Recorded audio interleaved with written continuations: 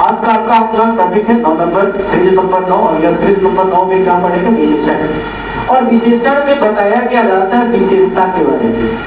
तो कहता है कि जिसमें विशेषता की बात करता है उसे ही हम विशेषण कहते हैं। आगे देखते हैं कि आगे इस विशेषण के बारे में आपको क्या बताया गया है। एक एक करके इस चीज को जानेंगे और जानने की कोशिश भी करेंगे कि विशेषण के बारे में आपको क्या क्या बताया गया, क्या नहीं बताया गया। इसको देख लेते हैं विशेषण के बारे में क्या बताया गया। तो ध्यान से देखेंगे क्या कहता है। तो कहता है कि जिसके द्वारा संज्ञा या सर्वनाम की विशेषता का पता चलता है उसी क्या कहते हैं? विशेषण कहते हैं। मतलब जिसमें जो है विशेषता बताने की बात करता है उसी को विशेषण कहा जाता है। और कहता है कि जिसकी विशेषता बताई जाती है उसे विशेष्य कहा जाता है। जैसे एग्जाम्पल के तौर पे इसको जानने की कोशिश करेंगे। कहता है कि राम अच्छा लड़का है। अच्छा लड़का मीन्स यहाँ जो है राम की विशेषता बताई जाती है कि वो अच्छा है। लेकिन कहता क्या है कि जिसके द्वारा किसी की विशेषता का पता चलता है उसे विशेषण कहते हैं। लेकिन जिसकी विशेषता बताई जाए, अगर पूछा जाए कि जितने वाक्य में जो है विशेष्य कौन है, तो इसके अकॉर्डिंग आपका जो है अगर विशेष्य की बात करता है तो इसके आधार पर आपका विशेष हो जाएगा राम। मीन्स आप विशेषता किसकी बता रहे हैं? राम की बता रहे हैं। लेकिन पूछा जाए कि इसमें विशेषण कौन है तो विशेषण आपका हो जाएगा अच्छा, अर्थात राम की विशेषता क्या है? अच्छा है। तो कहता है कि जिसमें संज्ञा और सर्वनाम की विशेषता बताई जाए, यहाँ संज्ञा राम है तो राम की विशेषता क्या है कि वो अच्छा है, अर्थात अच्छा आपका विशेषण। लेकिन विशेषता जिसकी बताई जाए उसे क्या कहते हैं? विशेष्य। तो विशेषता किसकी बताई जाती है? राम की। मीन्स राम क्या हो गया? विशेष्य हो गया। कोई दिक्कत? आगे देखिए। अब कहता है कि विशेषण के प्रकार। तो कहता है कि टोटल विशेषण 4 प्रकार के होते हैं।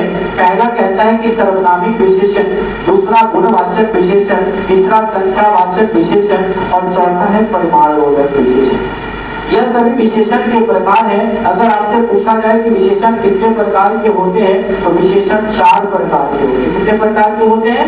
4 प्रकार के। आइए एक एक करके इसके बारे में जानेंगे कि विशेषण के चारों भेद कौन कौन से हैं। तो पहला आपका है सर्वनामिक विशेषण। तो कहता है कि पुरुषवाचक और नीचवाचक सर्वनाम मैं, तू और वह के सिवा अन्य सर्वनाम जब किसी संज्ञा के पहले आते हैं तब वे सर्वनामिक विशेषण कहलाते हैं।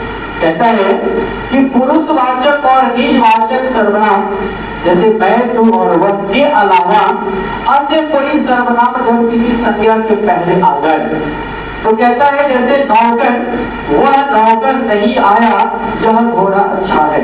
तो घोड़ा क्या है? संज्ञा। और उसके पहले क्या आया? यह क्या है? सर्वनाम है, अर्थात वह सर्वनामिक विशेषण हो जाएगा। और सर्वनामिक विशेषण के अगर प्रकार की बात किया जाए तो यह 2 प्रकार के होते हैं, मौलिक सर्वनामिक विशेषण और यौगिक सर्वनामिक विशेषण। मौलिक में होता है कोई, और यौगिक कहता है जिसमें 2 शब्द आपस में जुड़ते हैं और दोनों का अर्थ निकलता है। अगर शब्द को देखा जाए तो शब्द को भी अलग अलग बांटा है। रोज शब्द यौगिक, तो उसी में यौगिक की बात आता है। तो यौगिक कहता है कि शब्दों को अलग अलग तोड़ा जाए और तोड़ने में दोनों का अर्थ निकले। फिर वही बात है कि यौगिक मीन्स क्या होता है? दोनों को जोड़ने की बात करता है। आगे देखते हैं आगे क्या है। तो आपका टॉपिक है गुणवाचक विशेषण। तो कहता है कि जिस शब्द से संज्ञा के गुण, दशा, स्वभाव आदि का बोध हो उसे ही गुणवाचक विशेषण कहते हैं। मतलब जिसके गुण की पता चले, उसके क्वालिटी के बारे में पता चले। जैसे नया, कपड़ा, यहाँ लिख देते हैं कि कपड़ा नया है, अर्थात इस कपड़े की विशेषता क्या है? कि वह नया है। लड़का बुरा है, मतलब वह लड़के की विशेषता क्या है? कि वो अच्छा नहीं है। जैसे कहा जाए कि पृथ्वी क्या है?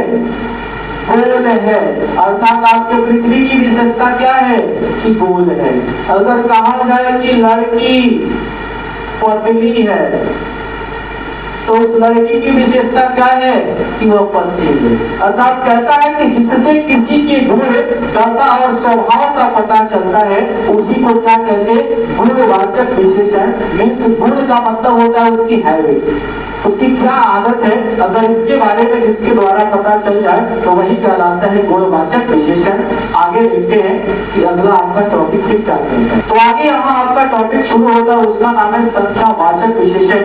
तो कहता है कि जिस शब्दों से संज्ञा और सर्वनाम की संख्या का बोध होता है, जैसे घोड़े कितने, तो 4, दिन कितने, तो 30, दिन कितने, तो कुछ। तो यहाँ देखो तो दिन को इशारा किया जा रहा है कि दिन कितने हैं, कुछ दिन है। घोड़े कितने हैं, 4 घोड़े हैं। लड़के कितने हैं, तो 3 लड़के हैं। मीन्स यहाँ पे जब संख्या को दिखाया जाए तो उसी को संख्यावाचक विशेषण कहते हैं। क्या कहते हैं, संख्यावाचक विशेषण। फिर आगे देखते हैं संख्यावाचक विशेषण के बारे में फिर क्या बताया गया। आगे कहता है कि संख्यावाचक विशेषण के भेद, तो इसे जो है 3 भागों में बांटा गया। पहला है निश्चित संख्यावाचक, अनिश्चित संख्यावाचक और परिमाणबोधक। निश्चित में निश्चितता का वो जो फिक्स है, अनिश्चित में फिक्स नहीं है कि कितने हैं, और परिमाण की बात करता है जिसको नापा जाए, जिसको तौला जाए, वो परिमाण की बात करता है। अर्थात संख्यावाचक विशेषण को कितने भागों में बांटा गया, तो 3 भागों में बांटा गया। कितने भागों में बांटा गया, 3 भागों में बांटा गया। पहला क्या है, तो निश्चित संख्या और अनिश्चित संख्या, तीसरा है परिमाणबोधक। और कहता है कि निश्चित की बात करता है तो कहता है कि इसमें निश्चितता का वो यह फिक्स है, मतलब जिसके द्वारा किसी वस्तु के बारे में यह पता चले कि 5 व्यक्ति, 4 व्यक्ति, 10 व्यक्ति, तो निश्चित संबंध स्थापित कर रहा है। लेकिन अनिश्चित करता है कुछ तो पता ही नहीं है कि लड़के कितने, कुछ लड़के, 4 लड़के नहीं, कुछ लड़के, अधिक लड़के, कम लड़के। तो यहाँ कम की जो बात करता है वह निश्चित दिखा रहा है, नहीं दिखा रहा। लेकिन अगर वही कहते कि 5 लड़के, तो 5 लड़के निश्चित है, कुछ लड़के निश्चित नहीं है, तो निश्चित पे चले जाएंगे। लेकिन परिमाण की बात करता है कि संख्यावाचक विशेषण का एक मुख्य भेद परिमाणबोधक भी होता है, जिसमें नापा या तौला जाता है। जैसे कहता है कि सेर भर दूध, दूध की बात करता है कि दूध कितना है, सेर। 5 किलो आटा, आटा को क्या करते हैं, नापते हैं, 5 किलो। अर्थात जहाँ पे नाप तौल की बात करता है वह परिमाणबोधक में जाएगा, जहाँ पे निश्चित की बात नहीं करता है वो अनिश्चित में जाएगा, और जहाँ पे निश्चितता की बात करता है वो निश्चयवाचक में।